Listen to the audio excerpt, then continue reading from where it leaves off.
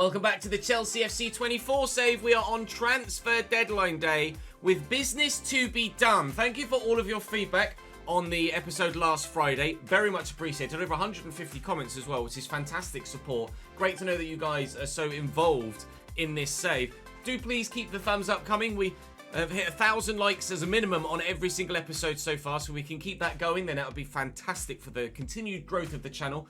More than welcome to see as many people joining as have been recently. Good to see that you guys are enjoying the return of a Chelsea career mode. So we had a conundrum. We've got £45 million to spend. We're currently absolutely fine with the depth at centre-back. We were thinking about maybe moving Conor Gallagher on and bringing in another central midfielder by selling Gallagher and using that money on top of the 45 million we currently have to buy another player in. You guys are actually not that keen on that. A number of the higher rated thumbs up comments were actually saying keep Gallagher but use the money that you've got to buy someone else. Most notably, the most thumbs up comment was João Palhinha from Fulham, who's 84 rated and would be a massive improvement to our team. Not only that, he's slightly older, so we could bring him in, send someone like Lavia out on loan, and maybe even Leslie next season, send them out on loan, let them grow with first team exposure more regularly next season, and then when Palhinha ages out, those guys will have grown to the point where they can just bleed straight back in, and our young midfield becomes an established midfield without affecting our on-pitch performances. That could be an absolutely brilliant way to get the most out of everybody we've got in those positions so far this save. Jaloba, you guys would like to stay as well, which is absolutely fine by me. And you've elected for Armando Broja also, for the time being at least, to stay at the club.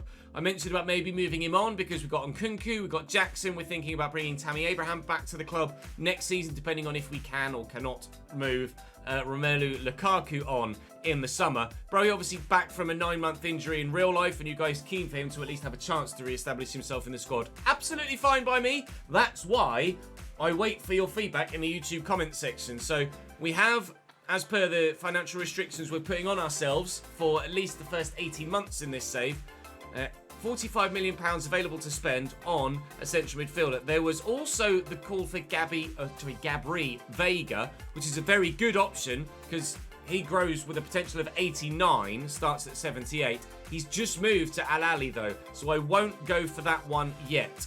I may not at all, maybe in a different save, but he's certainly an option for some save at some point in FC24. It may be this one, it may be perhaps something like Leeds or the Cambridge United save. We'll wait and see. João Palhinha though, like I said, £45 million available. He's got the Bruiser playstyle plus, long ball pass playstyle, and the slide tackle playstyle as well. Excellent in the tackle, good enough in possession and with the passing, etc. And jumping is high, strength is massively high. Composure 84, aggression 94. He would be fantastic in the midfield and add that solidity that we're looking for. And because he's slightly older, he's not valued that highly. 31.5 million. Reckon I could get him for about 36, even though their asking price is 45.2. I'm going to try and get this in. Wouldn't have to move house at all because he's currently at Fulham and we're just down the road, so that would be absolutely brilliant. If we can agree a deal with Marco Silva, then we will look to do so. Please, sir, can I have João Palhinha? I'll offer you valuation as a starting point, and they do want that 45. Now, I do have that available to me, but like we say, we're very much keen on not spending all of it in this one lump. And immediately, they've come straight back down from 45 to 37. And because they've been quite so open to negotiations, I will accept that. We'll get it done quickly and smoothly and comfortably. That is going to be João Palhinha joining us. He's on £100,000 a week at Fulham, which is, to be fair, a lot for a club of that size and of their budget capacity, but he's one of their better players, if not the best player at Fulham. A 3-year deal is fine by me, and no release clause, and if he lets me know what he wants a week, that'd be great. Doesn't look like he will do, but we'll offer him a wage rise because I don't want to risk not getting the signing done. Of course, it is transfer deadline day, so there is the risk that he turns it down and then I can't physically sign him. So we'll get it done. That was one of the quickest negotiations we've ever had. in a save so far. Joao Polinia is joining Chelsea Football Club from one side of West London to the other. Right, deal done. Polinia, unfortunately, has just played for Fulham, so he's not going to be fit enough to play against Liverpool in this first game of the day. They're going to play a gegenpressing style of play, and their 11 is Gakpo, Diaz and Salah up top.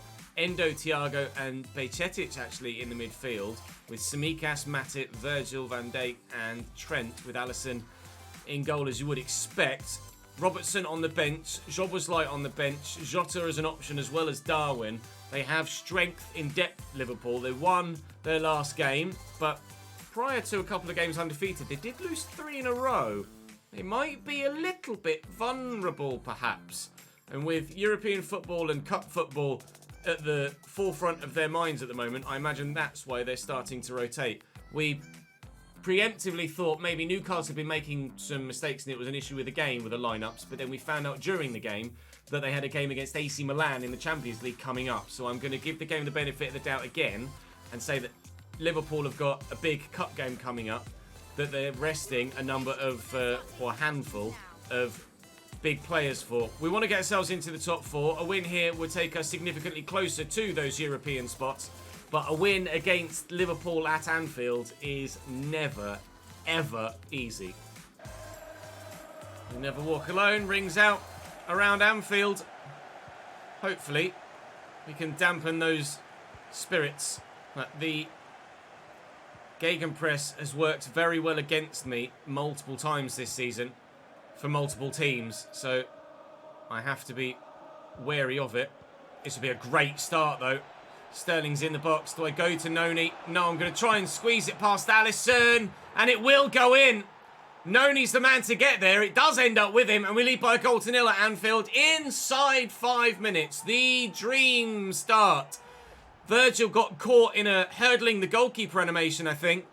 And couldn't react quickly enough to get the ball away. Had to jump over Alisson. And Noni's there with a simple tap-in. That'll do. Ta very much. Perfect dream start. Reece James to see Caicedo coming short there to get involved and help me out. There's a bit of a gap here for Nkunku. James, find Nkunku again. Just trying to make sure we keep it away from Liverpool if we can. Lovely ball into Sterling. Excellent first touch too. And arriving here is Leslie round the corner. Leslie, Ugachukwu. It's on target. It's saved by Alisson. It's not convincing. But the defence recover to just block me off so that Alisson can get back to it. That was not great from the goalkeeper. Made some wonderful saves in the Tottenham game. In real life. That I will at some point stop referencing. But it is, of course, right at the forefront of my mind at the moment with it having just happened. Endo into the middle. Disasi wins the header. Liverpool continue to try and continue to fail to break in behind our defensive line. Looking for Conor Gallagher through that gap. But Virgil does much better this time. And now it's actually, if Thiago had been quicker in the mind, it was Liverpool that had the numbers over. And they still do. There's 2 at the back post. Reece needs to wake up and smell the danger. Danger arrives. Luis Diaz with the best finish we've seen for a little while. Flying through the air. Karate chop of a finish. And Liverpool equalise here at Anfield. And that's certainly worth watching again. We saw the danger, but couldn't react quickly enough to it. Brilliant finish. No clean sheet for Diogo again. Wham!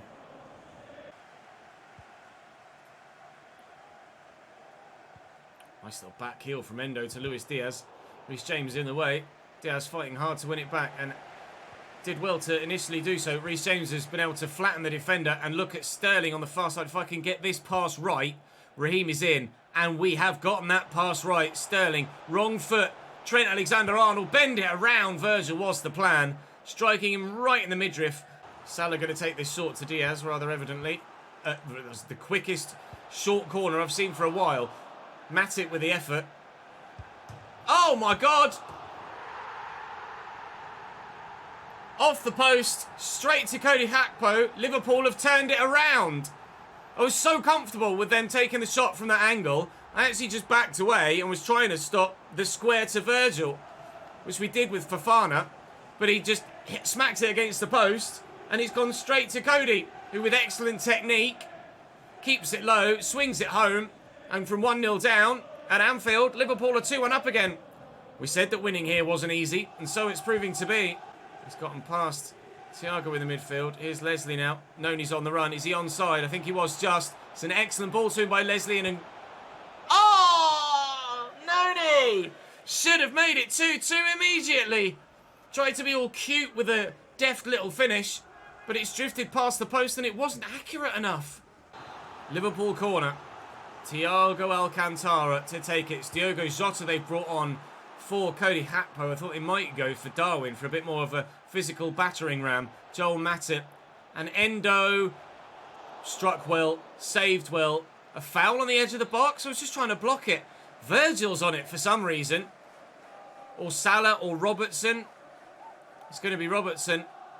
And it's straight into the wall. It's a terrible free kick. Is Trent not on the pitch anymore? He must not be, surely. Thiago. Diogo is determined not to concede another, but this is turning into quite an entertaining second half for the neutral.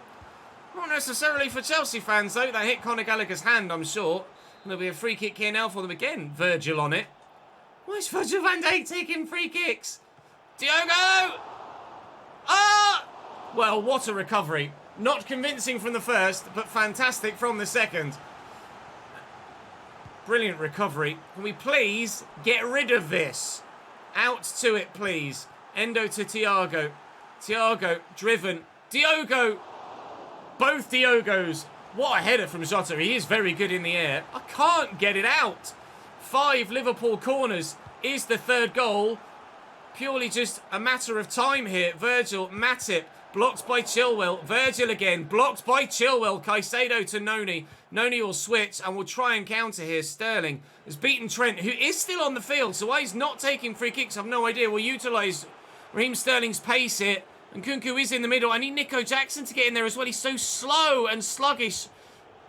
Nico is so lazy around the corner looking for Nkunku, and he can't pass a football either. I am not enjoying Nico Jackson.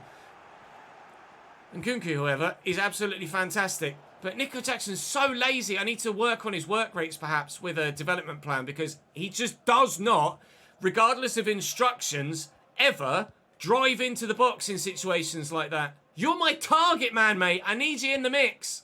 Fafana to Reece James. You see the press, but it's not very well executed by Luis Diaz there. And go for the switch here. Put quite a bit of power on it to ensure it reaches Raheem. Chilwell. Nowhere to go. They're still pressing unnecessarily, though, here, Liverpool. Sterling spins the man brilliantly. Joe Gomez can't deal with Raheem Sterling, who's in the box here. Virgil's with him. He's just, quite frankly, out-muscled him. Can Caicedo win this? Yes, he can. Sterling in again. Controls well. Not really anywhere to go. 5 minutes added on here. Gallagher to Nkunku. He's beaten Matip. Can he beat Virgil as well? Yes, he can. But Alisson is not to be beaten. Corner to come in. It has to be now. Chilwell delivers. It's away from the keeper. Jackson's up. Nkunku will knock this down. And Sterling, not against his former club, DSRC. It's a 2-1 defeat. It's a 2-1 defeat. Liverpool, Jurgen Klopp's very happy about that. Liverpool 2, Chelsea 1. Jurgen Klopp ecstatic, in fact, to be fair. The manner of the comeback was very good. So fair play to Liverpool. They deserve victory on the day, but we weren't bad. We just couldn't quite find that extra goal that we needed. Not the best way to start in terms of on the pitch, but with games against Wolves and Crystal Palace on the horizon, and a cup game against Sunderland, I certainly like to think that we can get back to winning ways very soon indeed. So transfer deadline day is upon us then. We were on it already when we made that Joao Palhinha signing at the beginning of the episode. Biggest deals so far on the day is our Joao Palhinha one. Sasha Bowie has come to Tottenham from Galatasaray. Decent signing that. And Gerard Moreno joins Manchester United for £25.9 million. They made a change here. It used to say the Windows top deals last year. When it wasn't, it only showed the top deals of the day. Now it actually shows the top deals of the day. Might be nice to have a third tab to show the Windows top deals as well, but one step at a time, eh? So rumours Robertson to PSG. Maybe that's why he didn't start against us. We'll wait and see how time progresses. Evan Ferguson linked with West Ham. Liverpool have made a bit of £26 million for Noni Madueke, but we will be rejecting that, thank you very much. I'm not of the mind to be selling anyone at this stage. Anthony Robinson has left Fulham to go to Borussia Mönchengladbach. Mikel Oyarzabal is a player that is always highly sought after in career mode and has moved to Leipzig here for nearly £50 million. John Stones now moves to Real Madrid for 60.9, and Donyell Malen has gone to Barcelona. I have put Lavia on the loan list because of the signing of João Palhinha, but I'd only like a short-term loan at this stage. So Donyell Malen to Barcelona for £41.5 million and is the third biggest deal of the day, as well as being the second most recent. No other massive one. No, there is a massive one. The biggest one of the day, as it happens now. Andy Robertson is gone. Inter have now a loan to buy for... just a loan, please. Inter with a loan to buy for Lavia. So he's a popular boy.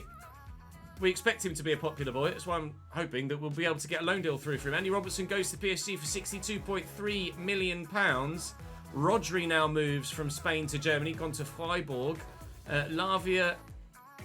Yes, good. Lavia is going to go, potentially, provided he agrees, to Atalanta on a short-term loan. Maybe Inter. They might be able to acknowledge my wishes to change that. We'll wait and see in due course. No other big deals going through yet.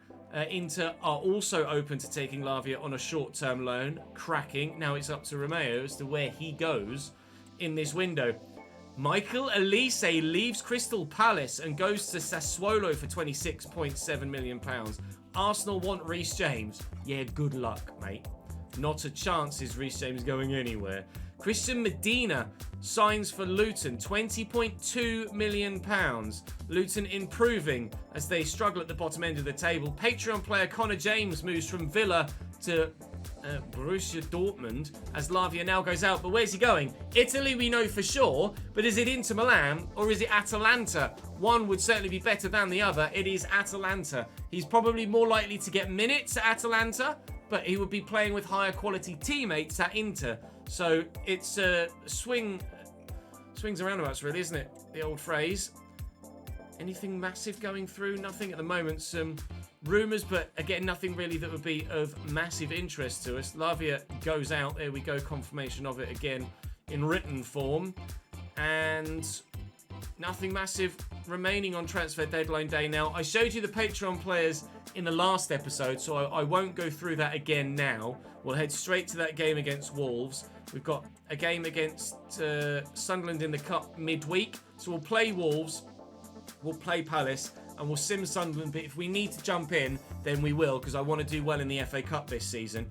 And also, you guys have requested that we do at least trial it for the time being, the tactical view in the simulated games as well, so you can kind of visually see what's going on. So we'll watch the game in that regard as well. Transfer window closed. Now Fulham bid for Mudryk, but we're going to reject that. I'll show you the latest deals in the transfer window. You can see exactly what's gone through then in this season, because of course we've only had the one transfer window after nullifying the first one. So Teo Hernandez has come to Manchester City.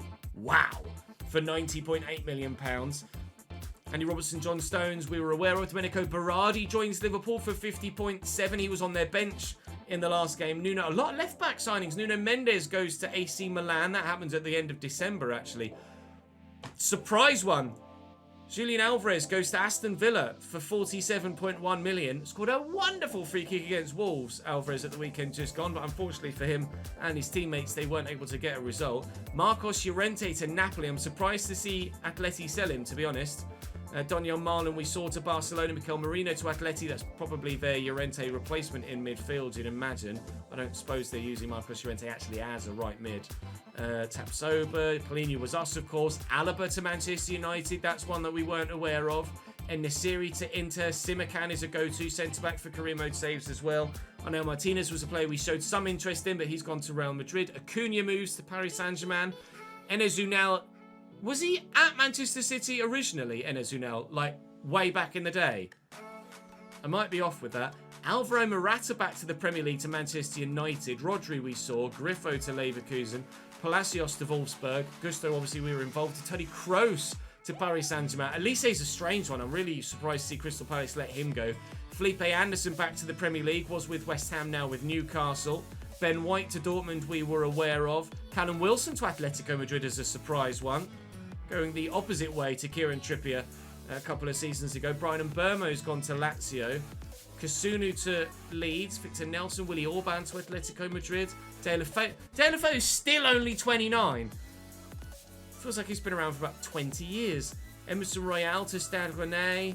Medina, as we saw, to Everton. I'm curious to know how good he is. Just out of pure curiosity from Boca Juniors to Luton. We do have Luton coming up. Danny Carvajal to Bayern Munich. Ollie Skip to Borussia Mönchengladbach. Some intriguing deals in there. We're involved in a couple. Palhinha will now start for us in the midfield. We switch to the 4-3-3 defend, which shouldn't affect our overall offensive play. It just means we can fit all of our better players in the 11. So we'll do what we can against Wolves, and we'll try and get the dub. Wolves this time electing to start Sasha Kalajic from the off. Mateusz Cunha sat just behind him. It was Bellegarde at Cam last time we played them. He's dropped slightly deeper this time. Not a bad team for them, but equally not a great team. They're certainly a good team to go to for a career mode. They've got a lot of improving that needs doing. Maybe on later on 24 or maybe 25. We take a punt at trying to do something at Molineux, but for now we're concentrating purely on Chelsea. They're playing the old kick and rush. We've got a few players actually slightly tired because of the nature of the fixture list. So Palhinha still hasn't even recovered, but I will give Palhinha some football here. And we want to get the old Dubbaruni. Give me that. Whoa! Swell Palhinha! What a way to welcome yourself to your new home faithful. Jeez, he flew into that. Mudryk wants to make the run in behind, but they keep stepping slightly further forward, this Wolves line. Can't deal with that, though.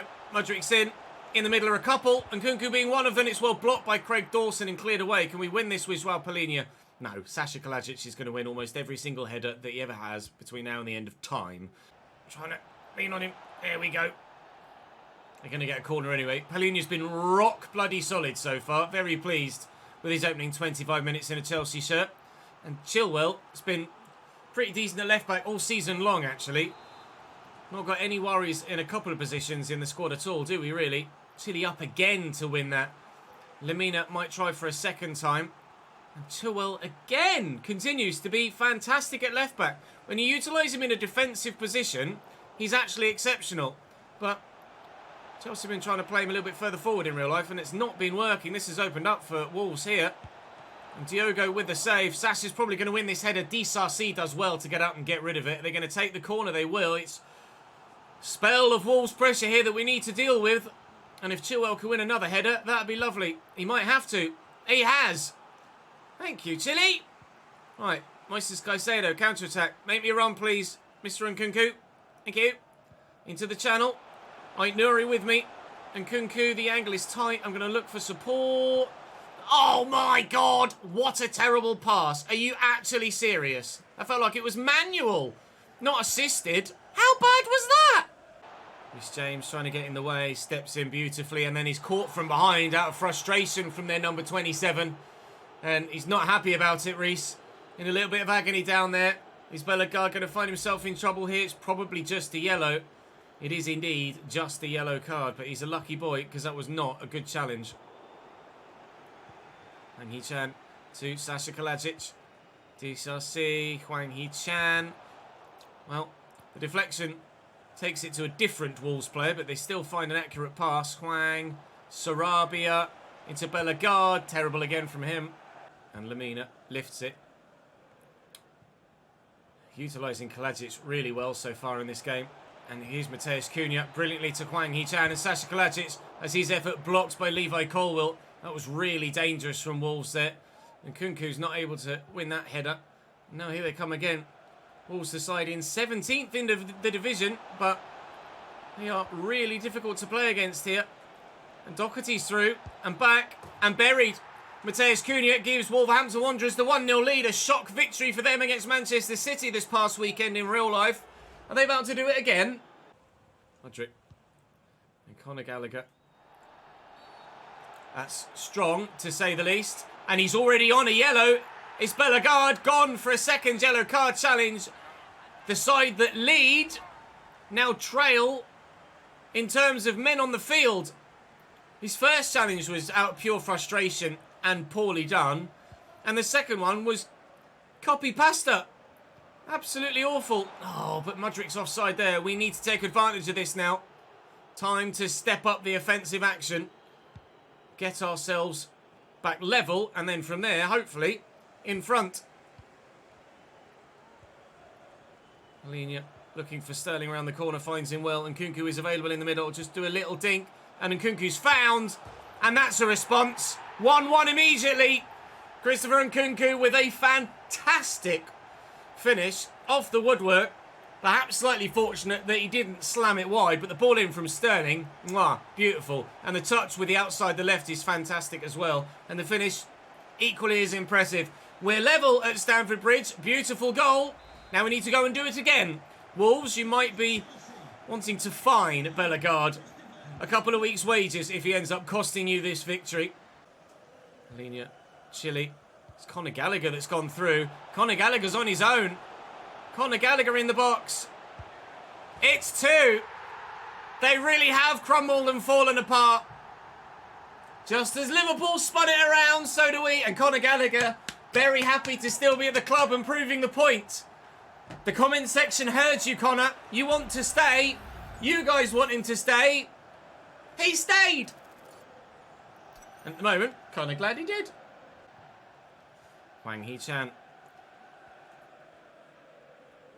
Cuts inside well. And Cunha.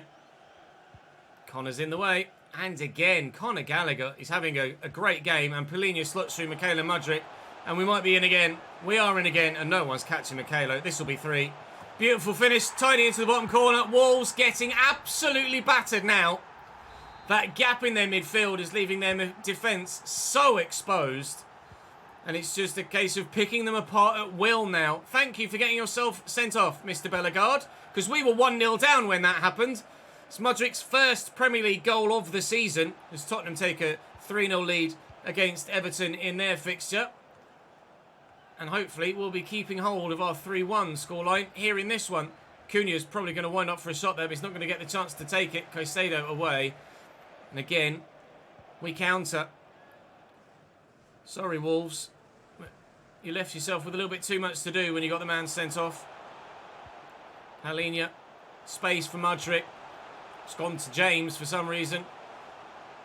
Someone tall in the middle maybe. Caicedo with a lift. Conor Gallagher with a knockdown. And Nkunku was offside, I thought. Buries it. Flag doesn't go up. It's 4. Well, for 55 minutes... we were nowhere in this game at all.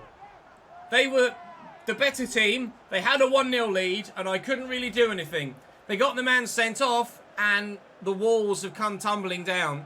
It's a lovely finish by Nkunku outside of his left foot. Brilliant, brilliant stuff.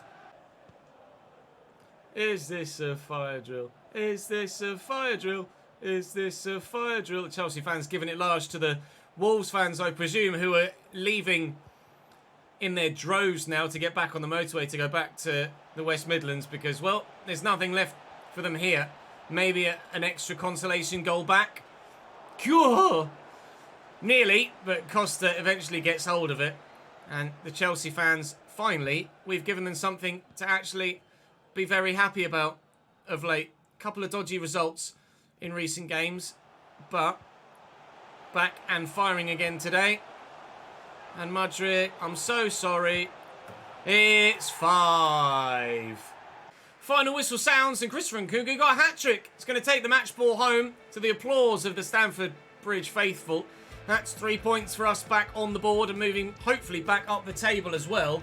And now with Crystal Palace to come, who've just beaten Brighton away from home.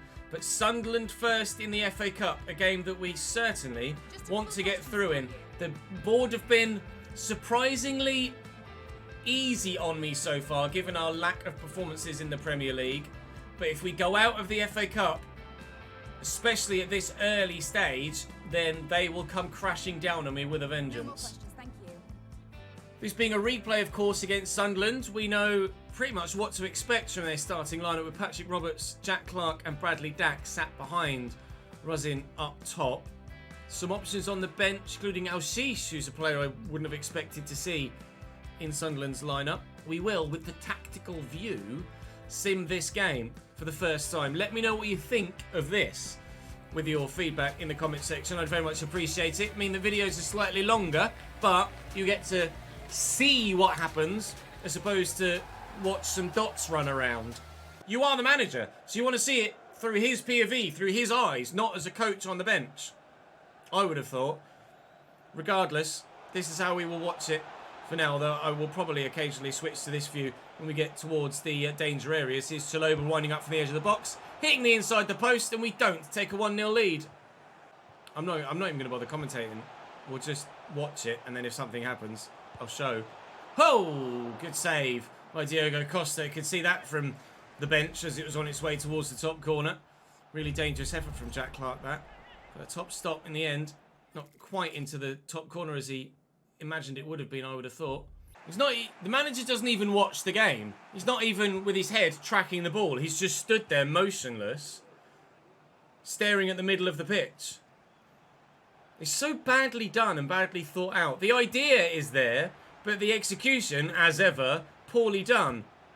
Love that execution, though. Chelsea take a 1-0. Oh, Mauricio Pochettino can move when you score a goal. Noni Madueke gives us the lead at the Stadium of Light. Buries it into the bottom corner. And we have the advantage. Nico Jackson in the box. Little back heel back to Noni. Slammed home on his left foot. Into stoppage time. Pembele. Dangerous run. Tackled well by Fofana. And that should be game. It should be us through to the next round of the FA Cup, and indeed it is. Thanks to Noni Madueke's first half goal, we are in front and through. Let me know what you thought of that as a visual spectacle in the comment section. I've had a bit of a rant about this, that, the other on stream, but I'll cut all that out. You guys don't need to see me ranting and raving. That's why those that watch on stream get to see all the behind the scenes. So, let me know what you think of that. There wasn't too much in the way of actual physical highlights to show you there, but at least there was a goal and a couple of opportunities to bring your way. And if you like that, then I can do that for videos moving forward. If you would rather see the overhead interactive match sim where the way that we previously did it, then let me know, and I shall do your bidding. Up next for us, as we're 8th in the table now, following our win over Wolves, is Crystal Palace away. 12 points off the top 6. Can it be done? Mateta starting up top for Crystal Palace in their 4-2-3-1 wide. Ezzy still at cam, as you can see. Ebioe played on the right-hand side last time we played Crystal Palace and was actually pretty decent for them. They're not a massive amount of options on the bench. There are there really, but the 11 is strong enough. Adaramola at left back is a name I'm not familiar with, but we know everybody else. They play the kick and rush tactical vision. They've won 1, drawn 1 and lost 3 in their last 5. We've got everybody back to full fitness, which is fantastic, but we will have to not play in the third kit that isn't in the game yet. So we'll have to play in our alternate, meaning they will have to play in their away kit. Sorry, Palace fans, but at the moment, in this save, you can't play in your home kit. Jordan Ayew. Tackled by Reece James, but can't keep it in play. It's going to be our throw, though, somehow. Right there to Noni. The old switcheroony out to Chile. Always an option, Raheem Sterling, and Kunku making good movement. It's a nice run by Conor Gallagher. It's a terrible tackle by the right back. And Sterling has Conor here. And Gallagher gives us a 1-0 lead. Conor couldn't have fought back against me. Am I almost selling of him? Much better, could he really? You guys wanted him to stay. And since then, all he's done is create and score goals. Conor Gallagher looks like he's going to be staying for the foreseeable future, doesn't he? Caicedo, lovely ball down the line to Reece James. Not massive to aim for, but Noni's going to bring that down. Anderson gets in the way. Mateta, Reece James tracks back. Didn't see him over his shoulder. And Kunku looking for Raheem. And first time volley. Oh, you don't get much better than that. Raheem Sterling makes it Chelsea 2, Crystal Palace 0. And that's a wonderful goal. We've seen some very high level technique in today's episode in terms of the quality of finish, and that is no exception. Beautifully executed and a wonderful 2-0 lead. Keeper no chance whatsoever. Here's EP8. Sterling's 10th goal in 24 Premier League games. Chile rises well to win that. And Palhinha involved now. Really solid debut for Joao Palhinha. And hopefully more to come from him as well. Reece James into Conor Gallagher. And you can see Noni making the run in the gap. And Nkunku's there. Is Noni going to go again? Looks like he wants to, but there's not much room at the moment. Trying to pick apart this Crystal Palace backline. And it is going very well indeed. I've overplayed it. I should have shot with Sterling. Gallagher wins it well. Palhinha out here to Chile. And down the line and back. And Nkunku surely for 3. Dino with a good save. Henderson keeping his side at least within some sort of touching distance of Chelsea this afternoon. Anderson's up well. Who's going to win that foot race? Well, it's not much of a foot race. It's Caicedo on his own. He's then headed that straight to Mateta. And now I'm in trouble. Thankfully, they're slow on the counter. They're definitely missing Wilfred Zaha, aren't they, in their forward line. And Michael Elise as well, who they've now sold, of course, as we saw earlier in the episode. 2-0 down at Selhurst Park here, Crystal Palace, and just have got nothing going forward. When you're solely relying on Jean-Philippe Mateta up top, it's never going to go that well for you. James. Nice turn by Noni. He's left the defender for dead. It's only 58 rated there. Left back today. Adam Ramola, so he's not great. Malcolm Ebioe going off for them now. It might be Raksaki coming on for them in midfield. It is indeed. Can we win this? We're not going to win it with Christopher Nkunku, that's for sure. Maybe I should start taking corners short. I'm not sure. Conor Gallagher. Go on, score me a worldie, son. Against the team you played for on loan. No, not able to do it this time. Oh, Roy's hair's getting all windy again. It's only when he turns certain ways. It's like, what? Jordan Ayew. Behind here. With options. Mateta deflected off the inside the post. We haven't had much luck like that this season. But Crystal Palace very nearly making a game of this. They've offered nothing, really, in the first hour. And could have made it a particularly tense final 30 if that squeezes in. Caicedo again. Reece James with options. Just a little dink looking for Nkunku. Oh, emphatic. It's 3. A takedown and a volley again from Christopher Nkunku. And we are wiping the floor with Crystal Palace now. Hopefully, continually closing on those European spots in the Premier League. Who put that stand there? Corner for Palace to try and get something from it. Riedeveld will deliver. It's not a bad corner, and Mateta's underneath it, and the header is on target, but Diogo just had to go tar. That'll be game then. We'll waste the time. A 3-0 win. 3 points added to the tally, but what is that going to do to our league position? What it's done for our league position is bring us 9 points away from that top 6. Arsenal yet to play. And as are Aston Villa, unfortunately. And Manchester. Okay, so quite almost everybody is yet to play. At least we won, though, eh? We got our result on the board. There's a 3, maybe 4 or 5 way fight for the title. If Aston Villa can win their game in hand, then they're going to be within 6 points of Tottenham at the top. It's quite a competitive top 6 at the moment. Newcastle, like ourselves, trying to close in. Arsenal just trying to hang on at the moment, and maybe they can go on a bit of a run. We've got Manchester City next ourselves. That will be the beginning of the next episode. Of course, we've got Tottenham just after that as well. Chile wants to play some more football. The minute, mate, I mean, DSRC has been rock solid and Fofana's growing very well. As soon as we get European football, then Chile will be able to get plenty more action. But Manchester City, Tottenham and then Forest in the FA Cup will be the next episode. And then we're not too far at all away from the end of the season. So we will be in Season 2 very shortly, splashing some more cash and improving the squad yet further. But the question is, will we have European football of any description? We will wait and see. Gabri Vega, only 79 rated at the moment. We know he's got exceptional potential. So we'll keep a keen eye on him moving forward. But at the minute, I think you guys will probably... Ooh, no, he's just signed. And I know he's unhappy, but I'm going to need the depth when we get European football. And Badiashile is a player that has been a go-to for career mode for a long time. Because of his unhappiness, though, teams are starting to bid. What do I do? I don't think I want to sell him. I'm going to need to... Oh, Jesus, now buying a bidding for him.